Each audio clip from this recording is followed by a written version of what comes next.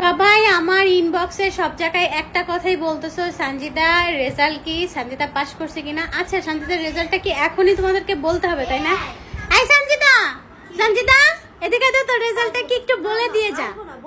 আহা, সবাই শুনতে যাচ্ছ তো, এখনই ক্লিয়ার করে দিয়ে যায়, তাড়াতাড়ি আয় তো। ভাই রে, জীবনে প্রথম একজন মা দেখলাম যে কিনা তার মেয়ে ফেল করাতে আলহামদুলিল্লাহ বলে। ফেল করে কত আনন্দিত হলে লাইভে সে মা মেয়ে একসাথে বলতে পারে যে তারা গর্বিত ফেল করার জন্য। এরকম মা বাংলার ঘরে ঘরে হওয়া দরকার। ভাই রে, আমাদের যুগে মারা হলে লাইভে তো ঠিকই আসতো, কিন্তু এসে আলহামদুলিল্লাহ বলে জুতা দিয়ে মায়ের শুরু করতো সবার সামনে। আর সানজিদা লাইভে এসে বললো সে নাকি 2 সাবজেক্টে ফেল করছে, কিন্তু আসলে সে ফেল করছে 3 সাবজেক্টে। দেখেন তার মার্কশিটটা। আর সানজিদা বুঝে ফেল করছে, এটাতে কিন্তু তার কোনো দোষ নাই, দোষ জাতীয় শিক্ষা বোর্ডের। আসলে সানজিদা আপু সারা বছর অনেক পরিশ্রম করছে, রিলস বানাইছে, ব্লগ ভিডিও করছে, সেজন্য আর পড়ার সময় পায় নাই। কিন্তু জাতীয় শিক্ষা বোর্ড এগুলো দেখেও তাকে ফেল করে দিয়েছে।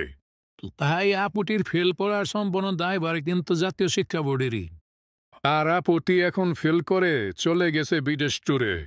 আর পরিশেষে একটি কথাই ভাই, আমার এই ছোট্ট চ্যানেলটি সাবস্ক্রাইব করে আমার এই ছোট্ট চ্যানেলের গর্বিত অংশীদারি হওয়ার আমন্ত্রণ রইল।